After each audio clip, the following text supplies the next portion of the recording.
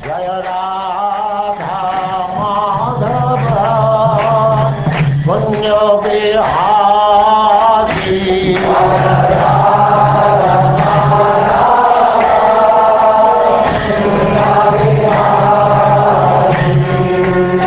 Radha Madhava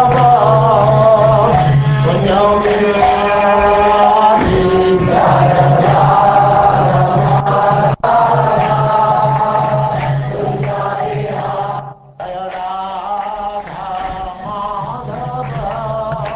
And now we begin the second canto, chapter 1, the first step in God realization.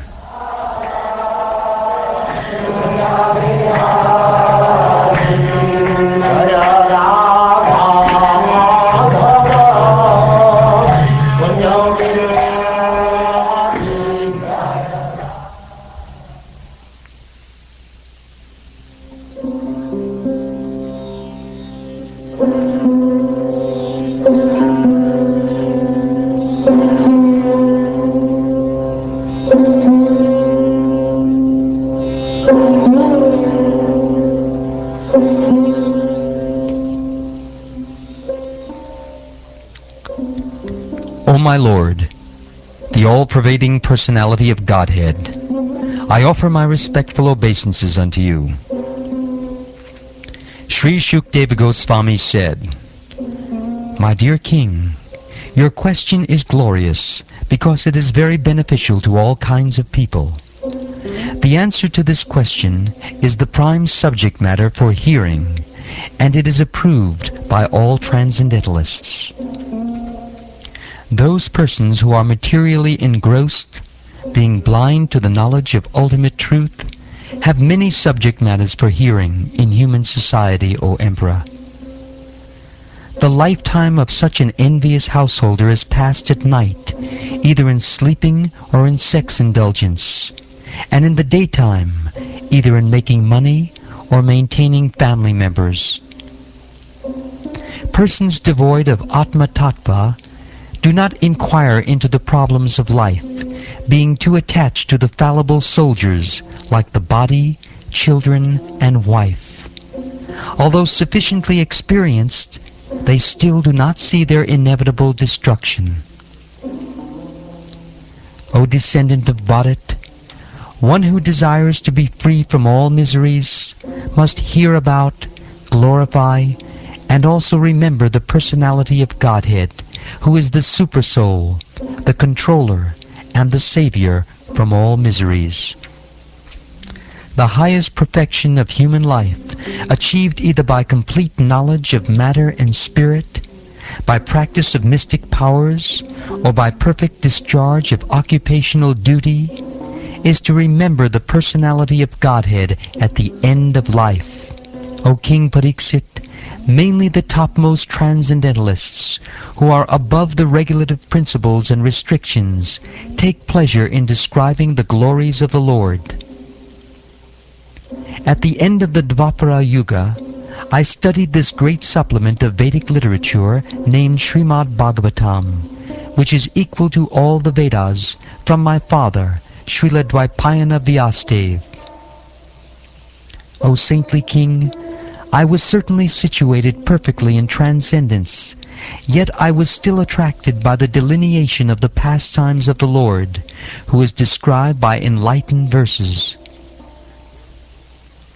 That very Srimad Bhagavatam I shall recite before you, because you are the most sincere devotee of Lord Krishna.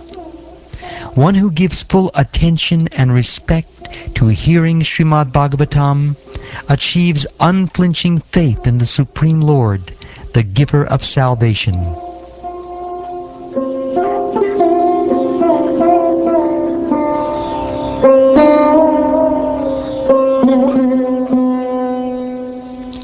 O King, constant chanting of the holy name of the Lord, after the ways of the great authorities, is the doubtless and fearless way of success for all, including those who are free from all material desires, those who are desirous of all material enjoyment, and also those who are self-satisfied by dint of transcendental knowledge.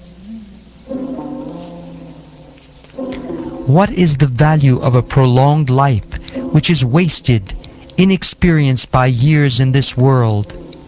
Better a moment of full consciousness, because that gives one a start in searching after his supreme interest.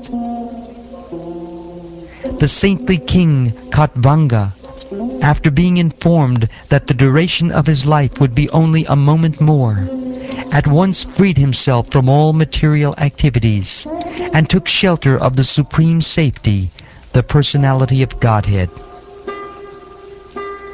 Maharaj Parikshit, now your duration of life is limited to 7 more days. So during this time, you can perform all those rituals which are needed for the best purpose of your next life.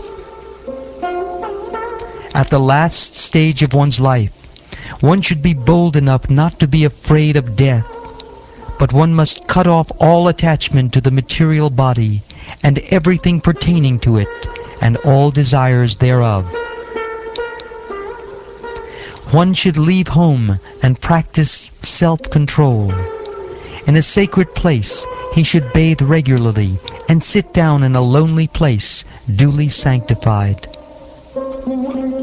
After sitting in the above manner, make the mind remember the 3 transcendental letters, A-U-M, and by regulating the breathing process, control the mind so as not to forget the transcendental seed. Gradually, as the mind becomes progressively spiritualized, withdraw it from sense activities, and by intelligence, the senses will be controlled.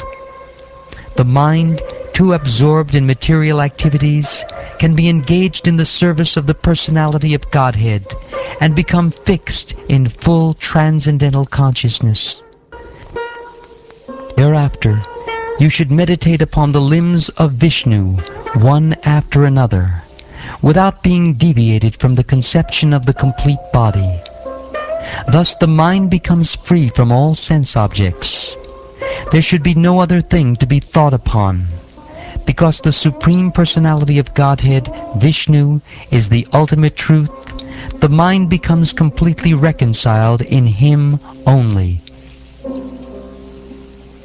One's mind is always agitated by the passionate mode of material nature and bewildered by the ignorant mode of nature. But one can rectify such conceptions by the relation of Vishnu, and thus become pacified by cleansing the dirty things created by them.